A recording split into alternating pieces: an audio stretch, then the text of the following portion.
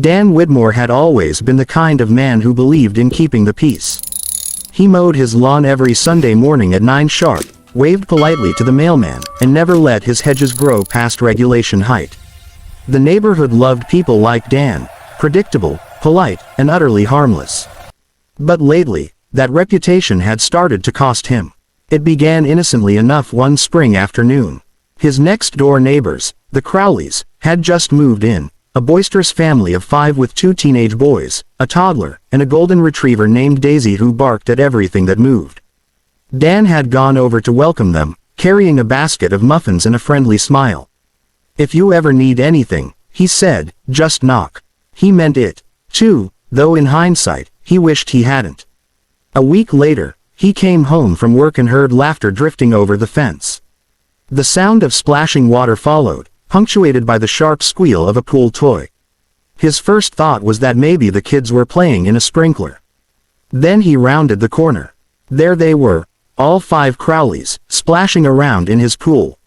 His lawn chairs were scattered, towels draped over the fence, and Daisy was happily chewing one of his flip-flops. "Hey, Dan," called Mr. Crowley, lounging on a float with a soda can in hand. "Hope you don't mind." The kids couldn't resist. "It's so hot out."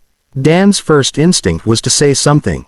To shout, even. But then he looked at their happy faces, at the kids laughing, and he felt awkward. He didn't want to be that guy. The uptight neighbor who made a scene over a bit of water. So instead, he forced a smile. "Sure," he said slowly. "No problem." That first time, it seemed harmless. But it didn't stop there. The next weekend, it happened again, this time, while he was home. The splashing began around noon. He peeked out the window and saw not just the Crowleys, but another family from down the street. There were pool noodles everywhere, a loudspeaker blasting pop music, and someone had dragged his grill closer to the poolside. He could see burger grease dripping onto the tiles. He opened the back door, ready to say something, but before he could, Mrs. Crowley spotted him. "Dan," she chirped, waving a spatula. "You have to try one of these burgers. Oh, and I hope it's okay we borrowed your grill again." The kids were starving. Dan stood there in silence for a moment, processing the scene. His backyard looked like a beach party. Empty soda cans lined the patio, towels covered every chair, and his dog, his own dog, was locked inside the house because Daisy didn't get along with other dogs. He wanted to protest, to draw a line. But again, he didn't. He gave a weak smile, muttered something about being glad they were enjoying themselves, and retreated inside. From behind his closed window, he watched them splash and laugh, his jaw tight. By July, it had become a routine. Fridays meant early departures from work so he could get home before the pool guests arrived, but it rarely worked. Sometimes, when he pulled into the driveway, he'd already hear the laughter and the music. Once, he even found a stranger sitting in his deck chair, scrolling on their phone like they owned the place. His pool deck was littered with plastic cups, crumbs, and half-eaten snacks every weekend. Chlorine levels dropped dangerously low, the filter clogged twice, and one of the kids cracked a tile near the diving board. Still, every time he thought about confronting them, he imagined the gossip that would follow. Dan Widmore yelled at the neighbor's kids. Dan doesn't like sharing. He could hear the whispers already. So he swallowed his irritation. He cleaned the pool late at night, when everyone was asleep, skimming bugs and soggy chips off the water's surface. He scrubbed the patio, threw away their trash, and tried to convince himself that it wasn't worth the trouble to fight. But the resentment built quietly, like steam in a sealed pot. Then came the day that broke him. It was a sweltering Saturday, the kind of day when the air sticks to your skin and everything smells like sunscreen and dust. Dan had been out running errands, hoping for a quiet evening. But as he turned the corner to his street, he noticed something strange. Several cars parked outside his house, balloons tied to the mailbox, and music thumping from the backyard. He parked, heart sinking. When he stepped through the gate, his worst fears were confirmed. There were at least a dozen people in his pool, adults, kids, even 2 people he didn't recognize. Someone had lit his grill again, smoke curling into the air.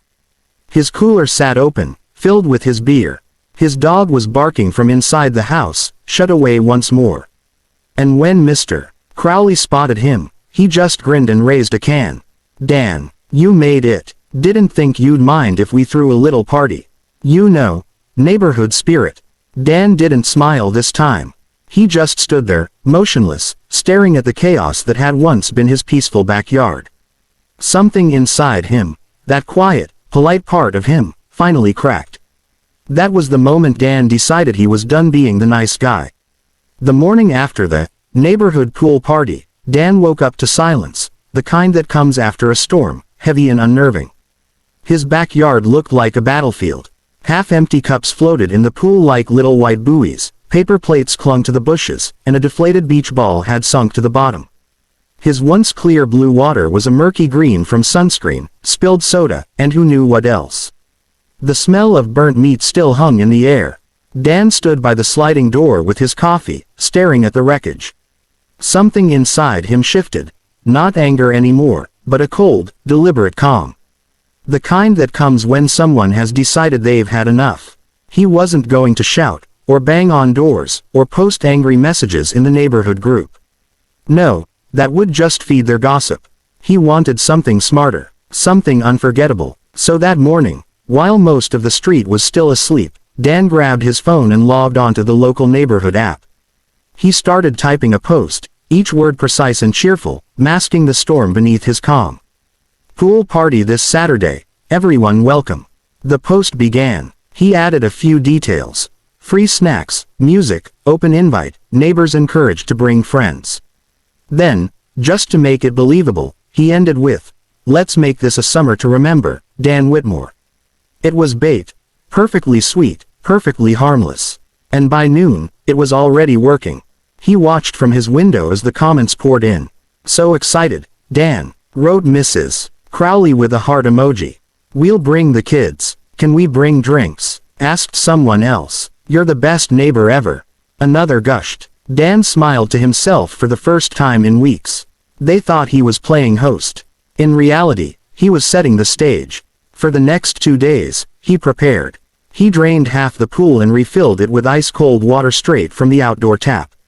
Then he poured in a generous amount of green food coloring, just enough to tint it an eerie, swampy hue. He even added a few drops of peppermint extract, so it would smell strange, too. Then came the pièce de résistance. He ordered a giant bag of rubber snakes online. Dozens of them, some bright yellow, others jet black, a few painted with fake fangs. When they arrived, he scattered them across the pool, watching them float and bob in the green water like silent sentinels. The effect was both hilarious and unsettling. On Saturday morning, the street buzzed with excitement. He could hear the sound of coolers being packed, kids laughing, someone testing out a Bluetooth speaker. It was almost poetic. The same carefree energy that had once invaded his yard, now walking straight into his little trap. By noon, the first guests arrived, the Crowleys, of course. Mrs. Crowley was wearing oversized sunglasses and carrying a basket of chips. "Dan," she called cheerfully. "We're early, hope that's okay." "Of course," Dan said, his voice warm and even. "Make yourselves at home." Within half an hour, his backyard was packed again. Kids shrieked with joy, music blasted, and the smell of sunscreen filled the air. Everyone gathered near the edge of the pool, marveling at its oddly green color. "Whoa," one of the teens said, peering down. "Is it safe to swim in that?"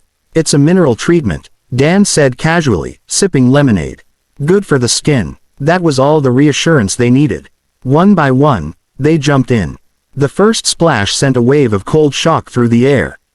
Then came the screams. "It's freezing," someone yelled. "What is that?" another shrieked. Within seconds, chaos erupted. The kids thrashed and scrambled toward the edge as the rubber snakes bobbed to the surface. From where Dan stood, it looked like a horror movie. People slipping, yelling, dragging themselves out of the green water, clutching their arms and gasping from the cold. Mrs. Crowley's youngest screamed, "There are snakes! There are snakes in the pool!" And the entire group stampeded for the gate. Dan didn't move. He leaned back in his chair, lifted his lemonade, and watched the scene unfold with quiet satisfaction. "You said you wanted to swim," he called out, his voice calm over the noise. I just made it memorable. No one laughed. Within minutes, the yard was empty except for the rubber snakes gently floating in the water. A single towel hung from the fence, forgotten in their panic. The music still played softly, the only sound left after the exodus. Dan sat there for a long time, just listening. For the first time all summer, his backyard was his again, peaceful, quiet, his domain restored. Later that evening, when he finally turned off the speaker and went inside, he checked his phone. His neighborhood app was buzzing again, only this time, the comments were different. Dan, that was not funny. Those snakes nearly gave my daughter a heart attack. You could have warned us. And yet, buried among the outrage, were others. Honestly, we had it coming. Guess we won't be using someone else's pool again. Legendary move, Dan. He chuckled softly and closed the app. He hadn't set out to humiliate anyone, not really. He'd just wanted peace. And oddly enough, that ridiculous stunt had earned him exactly that. Outside, the green-tinted pool shimmered faintly under the porch light, rubber snakes drifting lazily in the current. Dan looked at it through the window and smiled. For the first time in months, it wasn't just water to him, it was justice, floating quietly under the stars. The following week, the neighborhood was unusually quiet. No laughter drifted over fences, no splashing echoed through the street, and for once, Dan's weekends were his own. He spent the first few days reveling in the peace. He'd wake early, make coffee, and sit on his patio, listening to the hum of cicadas instead of shrieking kids. The green tint of the pool had faded, the rubber snakes had been boxed away, and the water was clear again, calm, still, his. But the silence was different now.